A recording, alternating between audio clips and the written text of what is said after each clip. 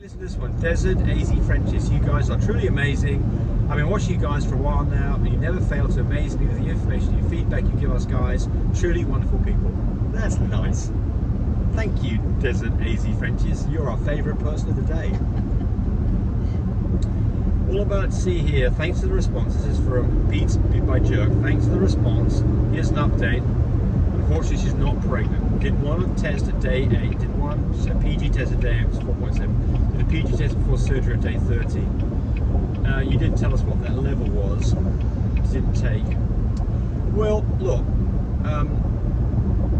So she's saying don't let your vet push you around because the vet kind of taking off here, right? You go straight through.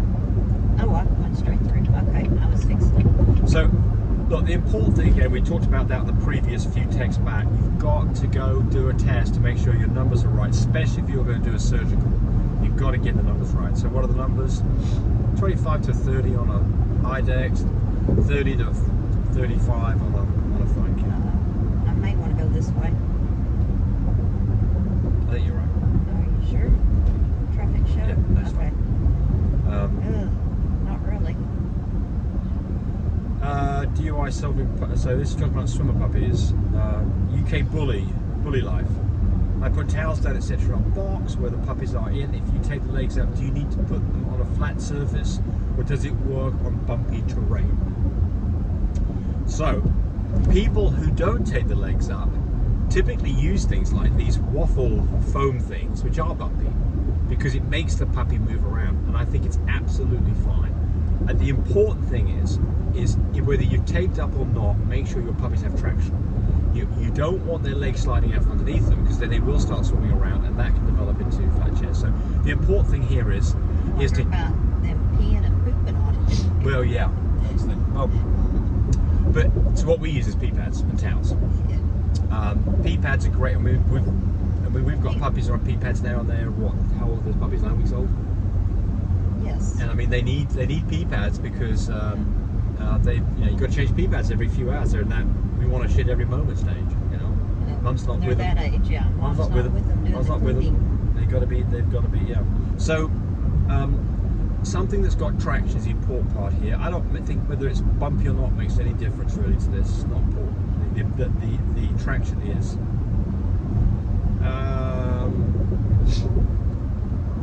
UK bullies. How often can you give an enema? Up to 3 times a day. Somebody else asked in here, what is the soap do you use? Nothing special about this. We use Dawn dishwashing soap. For what? Enema. Oh, okay. Up to 3 times a day. A few drops of that into water. Warm cup of water. Test that out. Suck it up in a syringe and just gently blow it up their butt. 3 times a day if you need to. But there's nothing special about the soap. Remember, the soap's going in the place where the poop is.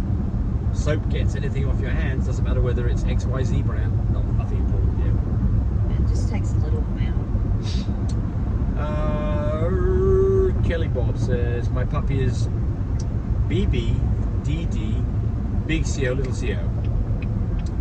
I also have a mum who is, I'm not sure what you're asking us here. Well, that dog is an Isabella that carries Coco, so I'm not sure if you should. Isabella carries Coco. Yeah. Okay. Little B. Okay. Little B One Isabella. copy. No One Coco. One copy. One copy. Okay. So there's one notch off Yeah, a new notch shade. off a new shade. Yeah. Right. 2 copies. Everything's a new shade. And it was T1NA0501 who asked about what is the liquid we put in the water, so it's dishwashing soap.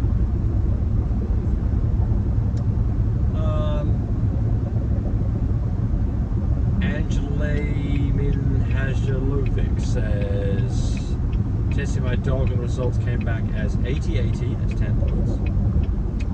Doesn't say that she's got brindle, so they should show. Little b, little c, little c, little d, little d. So that is, and little I.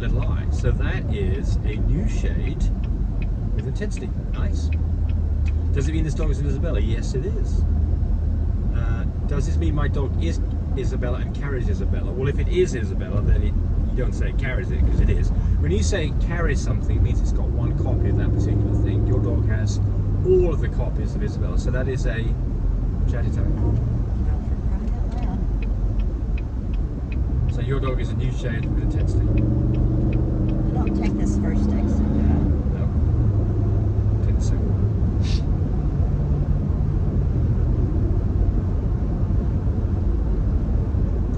female is showing signs of her first heat, but she isn't bloody. I'm giving her Baytril and amoxicillin. Not this one. Not the northbound, you want the southbound. She's coming over my lane. So, Not this one. but the next one. So probably right, that's one. My female showing signs of her first heat. So you're giving Baytril and amoxicillin? This one? Yes. Okay. The first question I have is why are you doing that? This is southbound. Yes, that's right. Okay. So why are you giving antibiotics to a dog who's in heat? One reason would be the dog's had a history of pyometria or vaginitis, or the dog's got vaginitis now. Fine, give antibiotics. Otherwise, I wouldn't be giving it. Remember, anytime you give antibiotics, you wipe out flora and good stuff in their gut, and you can cause other kinds of problems. So it's like with humans. You have a cold, you don't take antibiotics. You develop pneumonia from the cold, you do take antibiotics. So I'm not a fan of just start dishing out antibiotics willy-nilly without a good, clear reason, good diagnosis that something's wrong and that antibiotics look like a sensible treatment. So, yeah. I'm not sure what this person's asking for. Devuja, something or other, French's 3965 says, where can I get the buffer? You're talking about progesterone testing. When you buy test kits, they come with the box of 10 test kits comes with 10 buffer tubes. You can't buy them separately, and they're matched. They're a match set. The cassette and the buffer go together, and you can't just get buffers off a different kit. You'll have problems. Javan 8597. Are there any canine progesterone tests available via saliva swabbing, please? I breed papillons and I hate subjecting them to multiple jabs when tracking LH surge. Okay, so first thing is LH surge, stop doing that. LH surge is not the thing we do these days. It's hard to, you've got to give lots of tests because LH surge is very brief. It lasts for about 12 hours, so you have to do tons of tests, so stop doing that. Next thing is use a 22 gauge needle and the dog will not mind you sticking the dog at all. I don't have problems pulling from dogs. Sometimes I've got to pull from dogs 4 or 5 times over a course of 10 days, so that shouldn't be a problem. There are things like swab tests for the mouth. They don't work worth a diddly. They're a complete absolute waste of time. So there is some correlation between what's called ferning, where you put some saliva on a dog and look at it under a microscope, and the spit kind of dries out, looks like ferns. I've tried it. It's not very reliable. Good old blood test progesterone is the way to go. Nothing else that I know of is worth a diddly, unfortunately. Joe Mark Kadesh says, my stud won't eat with a female in heat. What should I do? And I don't think you can force feed him. No. That's just the male thing. He's just excited. They do that. Yeah, he'll start eating. I'm afraid if he's going to eat, he's going to miss out on something. Yeah, I mean, quite often you'll see a stud On as well. something. When you collect from them, they puke. Same kind of thing. They all. Yeah. It's well, it's fine. Don't worry about it. He'll eat. He'll eat. When he gets real hungry, he will eat. Yep. That's right. Have a situation. This is Nate 3726. I've got a situation where my 11-month female who's in the heat was outside and was there, watched my male hop up on her, but I immediately stopped. I think it's potentially may have gotten to her. He humped twice, but he didn't lock. Just need some clarity, guys. This isn't the breeding I wanted. She's too young, and the vet keeps considering spaying. And other options, I plan on breeding her, but just not right now. Well, I mean, will its 11-month-old dog that got hopped up on probably get away with it? But look, who can tell? And all you can do is do a pregnancy test 21, 27 days out and find out what's going on. But I mean, here's the lesson, right? I mean, I'm not trying to preach to anybody, but the lesson is: you got a dog in heat, you got a male, separate them.